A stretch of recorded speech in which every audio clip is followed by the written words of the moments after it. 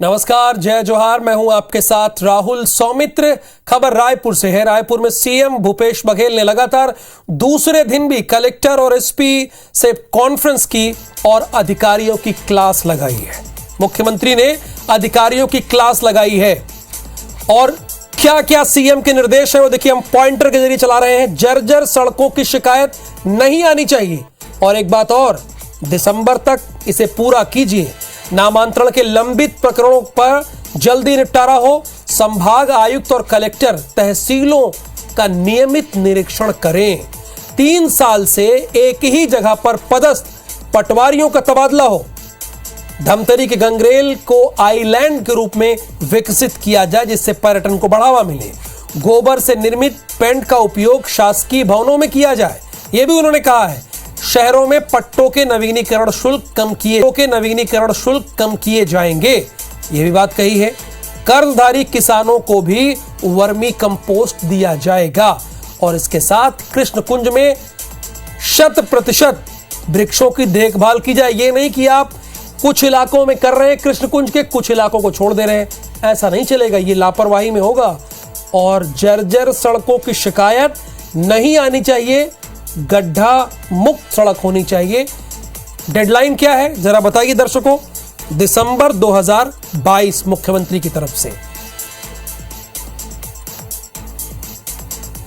सड़कों के निर्माण, चूंकि बारिश अधिक हुई है, बहुत सारी सड़कें खराब हुई है, क्योंकि सड़क तो बनती है फिर खराब होती है, तो उसे 3 महीने के भीतर में सभी सड़कों के संधारण, नए सड़कों के निर्माण की कार्य शुरू करना है। पटवारी एक जमे हैं, उसकी समीक्षा करिए, उसको हमको भी जानकारी दीजिए और आप भी देखिए, क्योंकि वहाँ जिला स्तर पे ट्रांसफर करने का अधिकार तो प्रभारी मंत्री और कलेक्टर को है, तो फिर यदि ऐसा है तो उसको हटाया जाना चाहिए।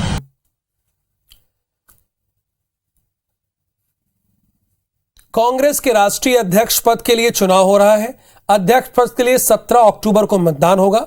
रायपुर में आपको बता दें कि राजीव भवन इलाके में, राजीव भवन में छत्तीसगढ़ के 307 पीसीसी डेलीगेट्स मतदान करेंगे। वहीं राष्ट्रीय अध्यक्ष पद के उम्मीदवार मल्लिकार्जुन खड़गे के छत्तीसगढ़ आने की संभावना है। आपको इस बात की भी जानकारी दे दें कि मल्लिकार्जुन खड़गे और शशि थरूर दोनों उम्मीदवार हैं और कई राज्यों में दौरा करके अपने पक्ष में मतदान करने की अपील डेलीगेट से कर रहे हैं। प्रदेश के निर्वाचन अधिकारी हुसैन दलवाई साहब रिटर्निंग ऑफिसर के रूप में रहेंगे और जो 2 प्रत्याशी हैं उनके भी जल्द ही छत्तीसगढ़ आने की संभावना है। हमारी तैयारियां पूरी हो चुकी हैं और 17 अक्टूबर को हम मतदान करेंगे। मतदान में प्रदेश के सभी 307 जो प्रदेश प्रतिनिधि निर्वाचित हुए हैं, ये राष्ट्रीय अध्यक्ष के लिए मतदान करेंगे। खबर जांजगीर से है। चक्का जाम करने वालों पर एफआईआर हो गई है। शुक्रवार को मासूम की मौत के बाद किया था चक्का जाम। ट्रैक्टर की चपेट में आने से मासूम की मौत हो गई थी। 6 नामजद और अन्य 60 लोगों के खिलाफ यानी कुल 66 एफआईआर हुई है। गुस्साए लोगों ने 14 घंटे चक्का जाम किया था। जयजयपुर के सेंदरी गांव का यह मामला है। जयजयपुर ब्लॉक के सेंदरी गांव में 3 साल के बच्चे की ट्रैक्टर से कुचलकर मौत होने के बाद मुआवजे की मांग को लेकर इन्होंने चक्का जाम किया। विधायक केशव चंद्रा भी पहुंचे हुए थे। ये 2 तस्वीरें आपके सामने हैं, आपके टेलीविजन स्क्रीन पर है। चक्का जाम जिन्होंने किया उनके खिलाफ एफआईआर दर्ज की गई है। शुक्रवार को मासूम की मौत हो गई थी। ट्रैक्टर की चपेट में आने की वजह से उसकी जान चली गई थी। इसमें कुल 66 लोगों के खिलाफ एफआईआर हुई है। 66 में 6 नामजद यानी उनके नाम लिखे हैं एफआईआर में और 60 अज्ञात हैं।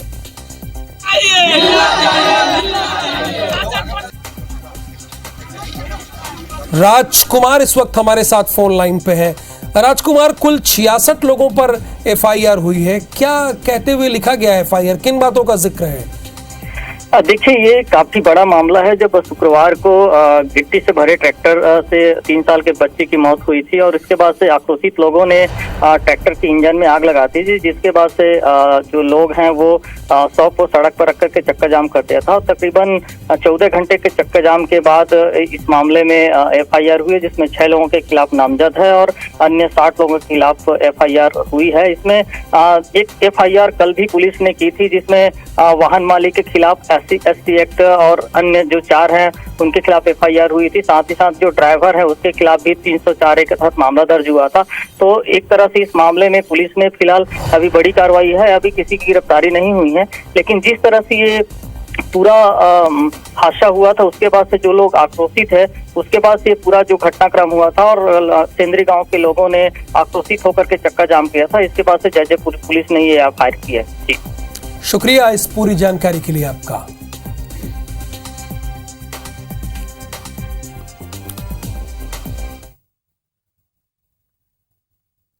और अब आपको केशकाल लिए चलते हैं। केशकाल में धर्मांतरण के खिलाफ ग्रामीण सड़क पर उतर आए हैं।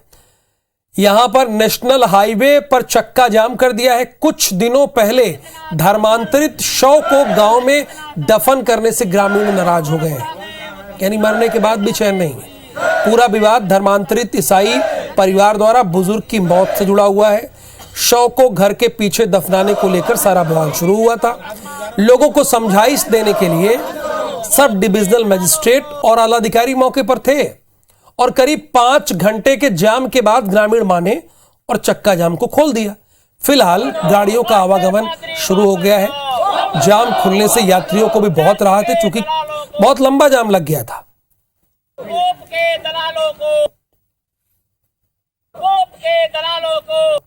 समय देते देते थक गया। अब हम गांव वाले ही मिल के जज को झाड़ेंगे, कानून कुछ अगर ऐसे अरेस्ट भी करेंगे जाने के लिए तैयार है, लेकिन सोचना पड़ेगा कि गांव में आने के पहले कानून वाले पुलिस वाले लोग। हमारे गांव में एक व्यक्ति खत्म हो गया है ना, जो ईसाई धर्म को मानने वाला है।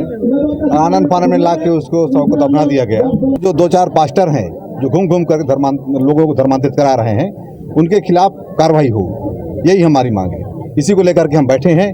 जो धनौरा में शव दफनाने का घटना हुई थी, उसके संबंध में चक्का जाम किए हैं। उसके साथ ही आज लगभग इन लोग 18 दिन बाद किए हैं। तो हम लोग तो पहले से उनको बता दिया था कि शव उत्खनन की अनुमति नहीं दी जा सकती करके।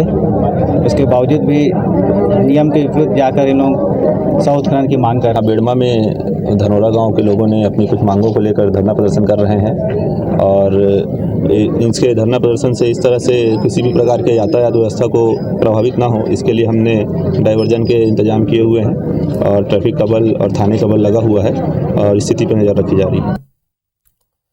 रायपुर के बूढ़ा तालाब से धरना स्थल को हटाने की मांग करते हुए स्थानीय लामबंद हुए हैं और धरना स्थल पर प्रदर्शन किया है, जिसमें कई नेता और स्कूल के बच्चे भी शामिल हुए हैं। धरने में पहुंचे कांग्रेस के नेता कन्हैया अग्रवाल ने यह कहा है कि कलेक्टर ने धरना स्थल को यहां से हटाने के निर्देश जारी कर दिए, लेकिन उस पर अमल नहीं किया जा रहा है। वर्तमान कलेक्टर और पूर्व कलेक्टर के आदेश का पालन नहीं करवा पा रहे हैं। वहीं स्थानीय लोगों का कहना है कि धरना प्रदर्शन की वजह से बूढ़ापारा से पुरानी बस्ती, कैलाशपुरी, पुलिस लाइन की दिशा में जाने वाली सभी सड़कें घंटों तक बंद रहती हैं। लोगों को हर दिन परेशानी का सामना करना पड़ता है।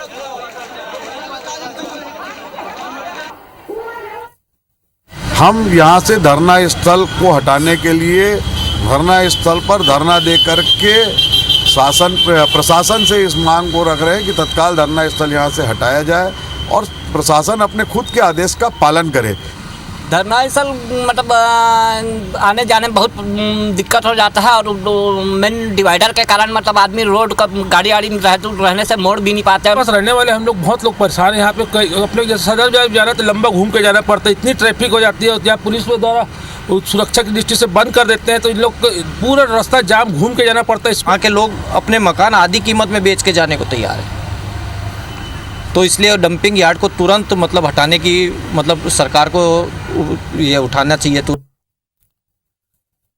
तो जरा समझिएगा, धरना स्थल पर इसलिए धरना दिया जा रहा है क्योंकि यहां धरना ना दिया जाए।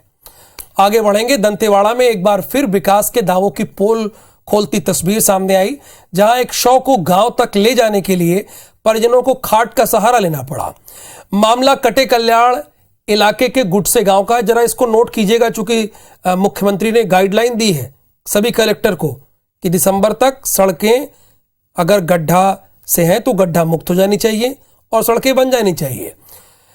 दरअसल आज मेडिकल कॉलेज जगदलपुर में एक महिला की मौत हो गई। गुटसे गांव की रहने वाली महिला की मौत के बाद एम्बुलेंस के जरिए शव को गांव तक भेजा गया, लेकिन जहां मृतका का घर था उससे 4 किलोमीटर पहले ही एम्बुलेंस चालक ने शव को वाहन से उतार दिया। क्यों? क्योंकि गांव तक सड़क नहीं होने की वजह से एम्बुलेंस चालक ने वहां तक ले जाने से मना कर दिया। अब यहां सड़क ही नहीं है। चूंकि मुख्यमंत्री ने यह भी कहा है कि उन्हें बताइए, सूचित कीजिए, तो ये गांव वालों का कर्तव्य होता है कि वो बताएं, सूचित करें कलेक्टर को।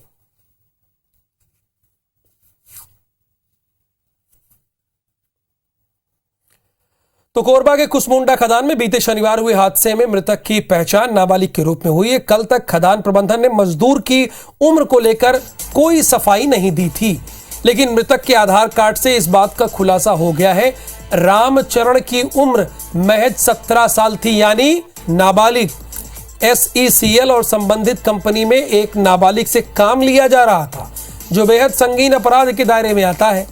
काम के दौरान ट्रक के पहियों के नीचे आने से नाबालिग की जान चली गई, जिसके बाद मुआवजा की मांग करते हुए ग्रामीणों ने काम बंद करके हड़ताल शुरू कर दिया।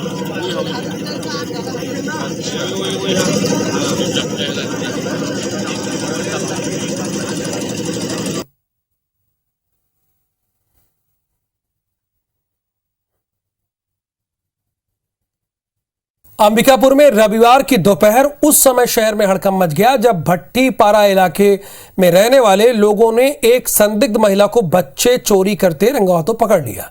महिला बच्चे को चॉकलेट का झांसा देकर अपने साथ ले जा रही थी, लेकिन आसपास के लोगों की सजगता की वजह से वो अपने मंसूबों में सफल नहीं हो पाई। आसपास के लोगों के साथ मारपीट और गाली गलौज करने के साथ ही बीच सड़क में अर्धनग्न हो गई।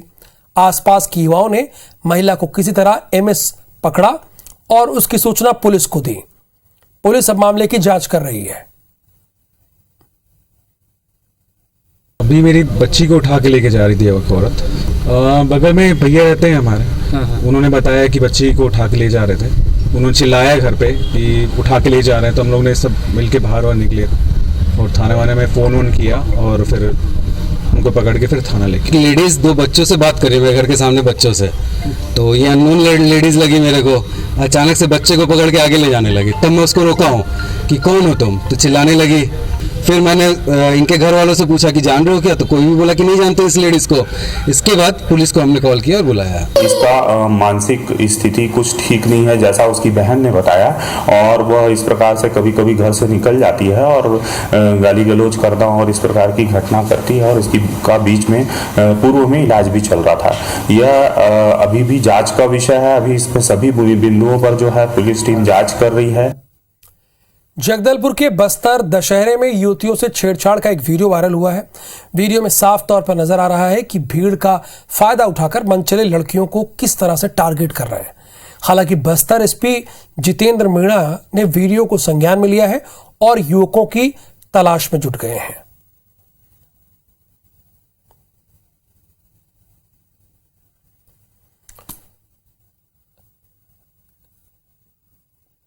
बच्चा चोरी की अफवाह कई लोगों के लिए परेशानी का सबब बन गई है। यह अफवाह आग की तरह फैल रही है। यहां के दुर्ग के गंजपारा में किराए के मकान में रहने वाले 5 लड़कों की इसलिए पिटाई कर दी गई कि उन्हें स्थानीय लोगों को लगा कि उन्होंने बच्चा चोरी किया है। सूचना के बाद पहुंची पुलिस ने जैसे तैसे लड़कों को छुड़ाया। घटना का वीडियो भी अब वायरल हो रहा है।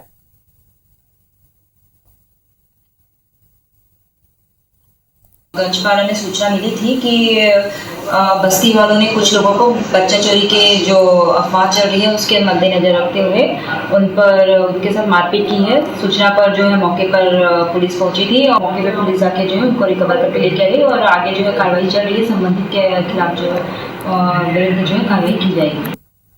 कोरबा जिले के पाली तानाखार विधायक मोहित राम केरकेट्टा कर्मा के थाप पर झूमते नजर आए। तस्वीरें भी आपको दिखा रहे हैं। वनांचल क्षेत्र के मोरगा मिशन स्कूल परिसर में आयोजित कर्मा महोत्सव में बांदर की थाप पर कर्मा गीतों पर विधायक जमकर झूमे। समारोह में लोगों ने छत्तीसगढ़ के कर्मा नृत्य की संस्कृति और परंपरा को जीवंत कर दिया। आदिवासी समुदाय का प्रसिद्ध कर्मा पर्व पौंडी उपरोड़ा ब्लॉक के ग्राम नोरगा में काफी धूमधाम से मनाया गया। कार्यक्रम के मुख्य अतिथि पाली तनाखार विधायक मोहित राम केरकेट्टा भी कर्मा पर्व में जमकर नाचे और मंदार भी बजाया। सैकड़ों की संख्या में महिला और पुरुषों ने एक साथ कर्मा नृत्य पर डांस किया और इस त्योहार को यादगार बनाया।